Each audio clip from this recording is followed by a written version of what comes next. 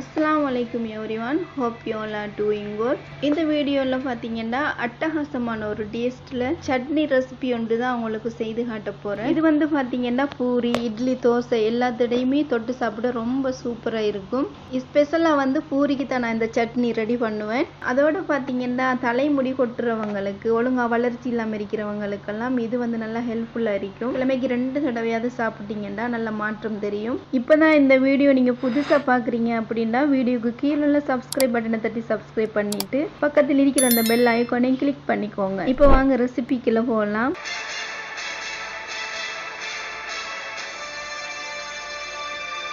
இந்த சட்னி செய்யறதுக்கு மீடியம் சைஸ்ல 3 தக்காளி எடுத்திருக்கேன். கூட ஒரு பெரிய வெங்காயம், 6 இருந்து 7 பூண்டு அண்ட் பச்சை மிளகாய் 4. இதுக்கு பதிலாக நீங்க காய்ந்த மிளகாய் கூட எடுத்துக்கலாம். இப்போ இது மாதிரி எல்லாத்தையும் கட் பண்ணி எடுக்கணும். பச்சை மிளகாய் பார்த்தீங்கன்னா நடுவில் வந்து கட் போட்டுருக்கேன். முழுசாக வதக்கணும் அப்படின்னா வெடிக்கும். இப்போ ஒரு பேனில் 2 டேபிள் ஸ்பூன் ஆயில் சேர்த்துட்டு இது நல்லா சூடானதும் வெட்டி வச்சிருக்கிற இந்த இன்க்ரீடியன்ஸ் எல்லாத்தையும் சேர்த்து 5 நிமிஷம் நல்லா வதக்கணும். இப்போ இதோடையே ஒரு குடி கருவேப்பிலையும் சேர்த்து நான் நல்லா வதக்கி கொள்கிறேன். இது மாதிரி கலர் சேஞ்ச் ஆனதும் டேஸ்ட்டுக்கு ஏற்ற மாதிரி கொஞ்சமாக உப்பு சேர்த்துட்டு 1/4 டீஸ்பூன் அளவு மிளகாய் தூள் சேர்த்துருக்கேன். லாஸ்ட்டாக பார்த்தீங்கன்னா தேங்காய் பால் வந்து ஒரு 1/4 கப் அளவு சேர்க்கணும். தேங்காய் பாலுக்கு பதிலாக நீங்கள் வந்து தேங்காய் துருவல் கூட 1/4 கப் சேர்த்துக்கலாம்.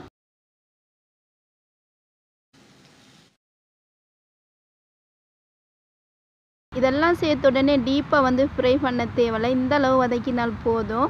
இப்போ இதெல்லாத்தையும் ஒரு மிக்ஸி ஜாருக்கு மாற்றிட்டு நல்லா பிளெண்ட் பண்ணி எடுத்துக்கணும். கருவேப்பிலை சேர்த்து இது மாதிரி அரைத்து சாப்பிட்டோம் அப்படின்னா நமக்கு வந்து முடி வந்து கொட்டாமல் நல்ல வளர்ச்சியை தூண்டும். அதோட கொலஸ்ட்ரால் பிரச்சனை இருக்கிறவங்களுக்கு கூட கண்ட்ரோலில் வைத்துக்கலாம். அது மட்டுமல்ல, நம்ம சேர்த்திருக்கிற தேங்காய் பால் இருக்கட்டும், லாஸ்ட்டில் நம்ம சேர்க்க போகிற வெந்தயம் இருக்கட்டும், இதெல்லாமே பார்த்தீங்கன்னா முடி வளர்ச்சியை தூண்டக்கூடிய ஒரு சிறந்த பொருட்கள் தான்.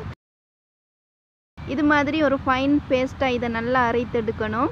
இந்த சட்னியை வந்து தாளிக்கிறதுக்காக வேண்டி இப்போ ஒரு பேனில் 2 டேபிள் ஸ்பூன் ஆயில் சேர்த்துட்டு ஒரு 1/4 டீஸ்பூன் அளவு கடுகு சேர்த்துக்கொள்கிறேன். கூடவே கருவேப்பிலை சேர்த்துட்டு 1/4 டீஸ்பூனுக்கு கொஞ்சம் குறைவாக வெந்தயம் சேர்த்துக்கொள்கிறேன்.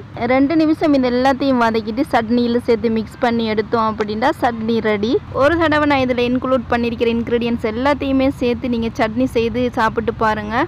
தொடர்ந்து உங்களோட வீட்டில் இந்த சட்னியை தான் நீங்கள் விரும்பி சாப்பிடுவீங்க. அவ்வளோ சூப்பராக இருக்கும். இதை வந்து செய்து சாப்பிட்டு பார்த்துட்டு நீங்கள் உங்களோட ஃபீட்பேக்கை கமெண்ட்டில் சொல்லுங்கள். இந்த ரெசிபி உங்களுக்கு பிடிச்சிருக்கும்னு நம்புகிறேன். நான் அப்லோட் பண்ணுற வீடியோஸ்லாம் உங்களுக்கு பிடிச்சிருந்தீங்க அப்படின்னா மறக்காமல் நம்முடைய சேனலுக்கு சப்ஸ்கிரைப் பண்ணிவிட்டு பக்கத்தில் இருக்கிற அந்த பெல் ஐகானையும் கிளிக் பண்ணிக்கோங்க. அப்போ தான் நான் அப்லோட் பண்ணுற வீடியோஸ்க்கெல்லாம் உங்களுக்கு உடனுக்குடனே நோட்டிஃபிகேஷன் வரும். இன்ஷா அல்லாஹ் இது போல் யூஸ்ஃபுல்லான வீடியோவோட மீண்டும் வந்து சந்திக்கிறேன். அண்டில் தென் அஸ்ஸலாமு அலைக்கும். Thank you so much.